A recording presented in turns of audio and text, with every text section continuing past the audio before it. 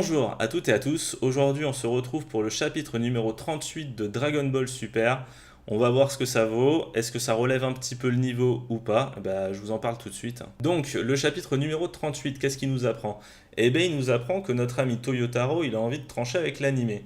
Et il tranche assez violemment, hein, si on se base que sur l'histoire de Dragon Ball Super là. Donc qu'est-ce qui se passe dans ce chapitre numéro 38? Eh ben on a Calais qui est pas contente du tout. Et oui, Calais du coup, qu'est-ce qu'elle fait? Ben elle éclate un petit peu tout le monde, elle éclate tout le monde dans l'univers, dans les autres univers, hein. De toute façon même dans son univers, elle défonce tout le monde. Elle se fait pas trop chier la Calais. Magetta en fait les frais, KB en fait les frais aussi, Caulifla se prend sa petite claque, enfin son petit coup d'épaule du genre bah vas-y lâche-moi, je défonce qui je veux. Et puis on voit que l'univers 3 se fait sortir, l'univers 4 se fait sortir aussi, sans compter l'univers 10, bah qui c'est qui va pouvoir l'arrêter celle-là? Alors c'est simple, hein, au niveau du manga, là on voit que Toyotaro a envie d'accélérer les choses. Donc il y a plein de combats qu'on a eu dans l'anime que nous n'aurons pas, sachant que les petits Namek se font sortir par Calais, qui normalement il devait se battre contre Gohan et nous faire une belle scène, hein. Honnêtement, dans l'anime, c'était une très très très très bonne scène avec Gohan et Piccolo qui se battaient contre ces deux Namek. Et bah écoutez, là on les a pas. J'ai l'impression que de toute façon dans le manga, les Namek on ne les respecte plus, donc pourquoi s'emmerder? Bah voilà, autant les sortir directement.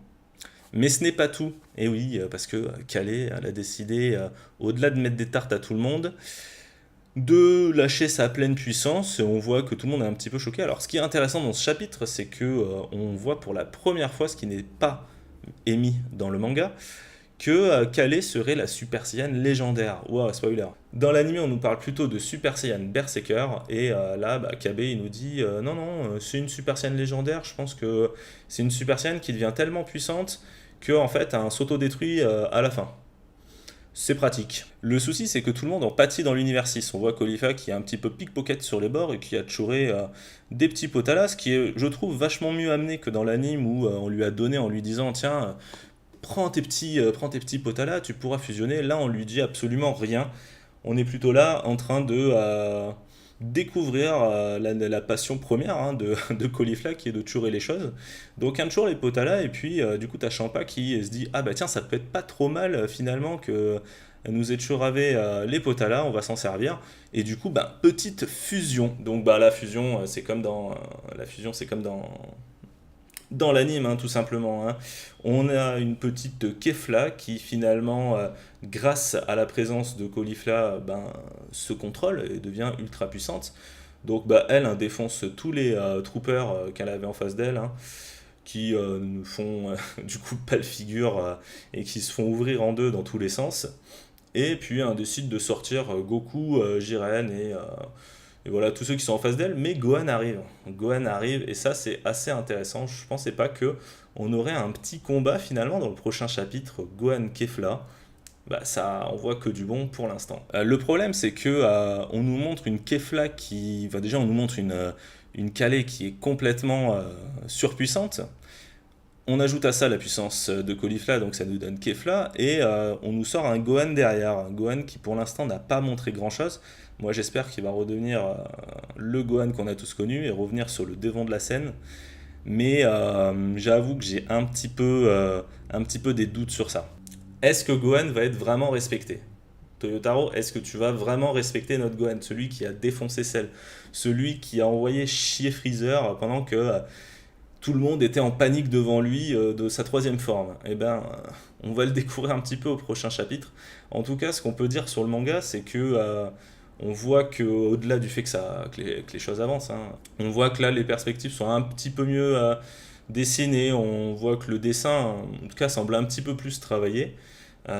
Est-ce que Toyotaro est passé sur YouTube et a entendu un petit peu certains avis négatifs sur ses dessins?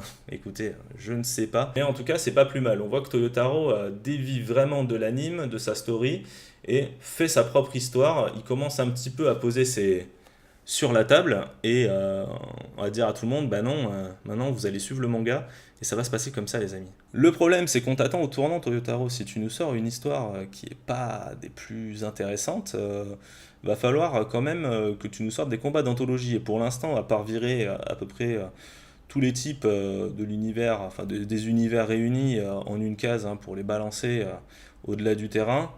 Bon, on n'a pas grand-chose en combat anthologique, hein. Pour l'instant, c'est on vire les mecs, allez, dégagez, hop, toi tu sers à rien, toi ça me fait chier de te dessiner.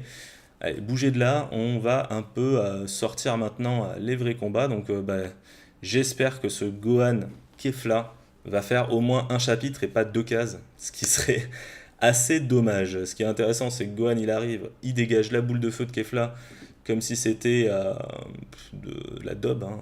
On voit qu'il te vire ça à l'ancienne, avec le petit tac, allez, bouge, reprends ta boule de feu. Donc on va voir un petit peu qu'est-ce que ça engendre comme conséquence. Alors, les conséquences, c'est qu'on peut avoir un Gohan peut-être un peu trop pété. On peut avoir un Gohan un peu trop pété, ce qui est pas plus mal, parce que là, pour l'instant, Gohan, il fait plutôt figure de sidekick hein, avec les autres. Finalement, dans l'univers 7, c'est que Goku et Vegeta qui portent la culotte, et les autres, on sait pas trop à quoi ils servent. Donc, ça peut être intéressant, mais va falloir nous expliquer un petit peu comment Gohan, le mec qui n'a plus combattu depuis 10 ans, même si j'arrondis un peu les choses, hein, parce que Gohan, finalement, depuis Super Buu, il s'est passé quoi dans l'idée? Il s'est passé peut-être un an, un truc comme ça, parce qu'il y a eu 6 mois avant le début de Super, peut-être encore 6 mois derrière. Donc finalement, il s'est pas passé énormément de temps, et on a vu que Gohan avait subi une grosse baisse de puissance. Donc ce qui serait intéressant, ce serait de nous sortir un petit flashback sur l'entraînement de Gohan, pourquoi pas dans la salle de l'esprit et du temps, et qu'on comprenne que Gohan, finalement, en 2 jours, il a pu récupérer pas mal de stuff, comme on dit. Et donc, ben écoutez, ce chapitre était plutôt pas mal, hein. Moi, en tout cas, j'ai pris mon pied en le lisant. J'espère que les prochains chapitres seront du même niveau, on espère que ça va continuer dans ce sens-là. Un petit team-up Tortue Géniale, Gohan, je sais pas ce que vous en pensez, mais moi en tout cas, je kifferai. Alors, est-ce que Gohan va avoir des alliés? Est-ce que Gohan va se battre tout seul contre Kefla? Eh bien, on le saura tous ensemble au prochain chapitre. En attendant, n'hésitez pas à partager la vidéo. Un petit like, ça fait toujours plaisir. Et puis, on se retrouve à la prochaine. Tchuss!